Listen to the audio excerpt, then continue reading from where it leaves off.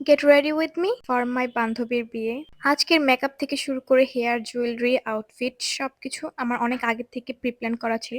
কারণ আমি অনেক বেশি এক্সাইটেড ছিলাম। অ্যান্ড আজকের যে ক্লাসিক কাট ক্রিজটা করা হয়েছে ব্রাউন, সেটা তোমরা যেকোনো আউটফিটের সাথে ক্যারি করতে পারো। And please ignore my eyes, cause অনেক বেশি পাফি হয়ে আছে, কজ আগের দিন রাতে আমি একদমই ঘুমাইতে পারিনি।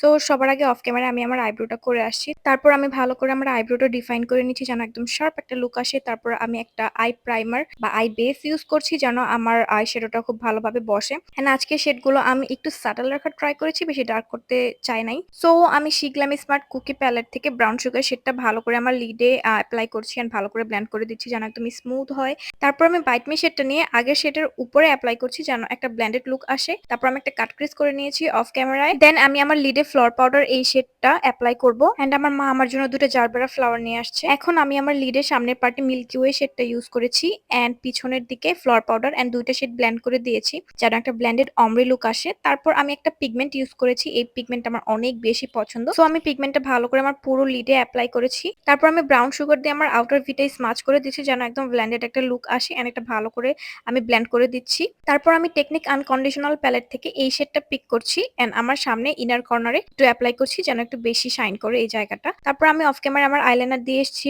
তারপর আমি আমার আইল্যাশটা কার্ল করে দেন দুটো মাস্কারা আমি অ্যাপ্লাই করেছি। তারপর আমি মাইসেলার ওয়াটার দিয়ে আমার পুরো ফেসটা ক্লিন করে নিচ্ছি যেন আমার বেসটা একদম স্মুথ হয়, কোনো ফল আউট না থাকে আমার ফেসে। সো আমার ফেসটা ভালো করে ক্লিন করার পর আমি সিম্পলের একটা টোনার ইউজ করেছি অ্যান্ড পন্ডসের ময়শ্চারাইজার অ্যান্ড তারপর হচ্ছে আমি শিগলেমের এই প্রাইমারটা ইউজ করেছি অ্যান্ড এই প্রাইমারটা আমার এখন খুবই ভালো লাগে কারণ এটা অনেক স্টিকি, বেসটা ধরে রাখতে হেল্প করে। তারপর আমি একটু কালার কারেকশন করে নিচ্ছি যেহেতু আমার ঘুম কম হচ্ছে, আমি অনেক সিক ছিলাম প্লাস টায়ার্ড। তারপর হচ্ছে আমি একটা নিউট্রিলাইজার দিয়ে আমার বেসটা ভালো করে নিউট্রিলাইজ করে নিচ্ছি যেন কোনো রেডনেস না থাকে। তারপর ভালো করে ব্লেন্ড করার পর আমি হচ্ছে কাশিসের ফাউন্ডেশনটা নিয়েছি এন্ড ওইদিন খুবই গরম ছিল। সো আমি কাশিসের ফাউন্ডেশনটা ভালো করে আগে হাত দিয়ে অ্যাপ্লাই করছি, পুরো ফেসে ছড়িয়ে নিচ্ছি। তারপর ভালো করে স্পঞ্জ দিয়ে ব্লেন্ড করে দিয়েছি এন্ড ব্লেন্ডিং করার পর আমি হোয়াইট টোনারের পাউডারটা দিয়ে আমার পুরো বেসটা সেট করে তারপর লোয়ার ল্যাশ লাইনের জন্য আমি ডেভিলস ফুড এন্ড চি চি চুরো অর সামথিং, আমি অ্যাকচুয়ালি উচ্চারণ করতে পারিনি এই শেডটার নাম। সো দুইটা শেড ভালো করে ব্লেন্ড করে দিচ্ছি যেন একটা স্মোকি লুক আসে। তারপর হচ্ছে আমি একটা সেটিং স্প্রে দিয়ে আমার বেসটা ভালো করে সেট করে নিচ্ছি কারণ অনেক গরম। তারপর আমি হালকা করে আমার ফেসটা কন্ট্রোল করে নিচ্ছি,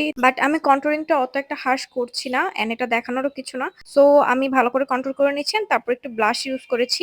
তারপর আমি অফ ক্যামেরায় আমি হাইলাইটার অ্যাপ্লাই করেছিলাম যেন আমার ফেসটা একটু গ্লোই লাগে এন্ড শাইন করে। সো এটা হচ্ছে আমার ফাইনাল লুক এন্ড এই brown classic cut crease eye লুকটা যে কোনো কালার যে কোনো রকম ড্রেসের সাথে ক্রিয়েট করা যাবে, কোনো ড্রেসের সাথেই খারাপ লাগবে না কারণ এটা খুবই সুন্দর সাটল একটা কাট ক্রিজ লুক। এটা হচ্ছে আমার recent favourite makeup look and তোমরা প্লিজ আমাকে জানাবা তোমাদের আমার ভ্যানিটি লাইটিং এর ভিডিও বেশি ভালো লাগে নাকি ন্যাচারাল ডে লাইটিং এ, কারণ আমি অনেক বেশি কনফিউজড। সো আজকের জন্য এটুকুই, আমি নেক্সট একটা ভিডিও সুন আপলোড করে দেবো। টিল দেন আল্লাহ হাফেজ।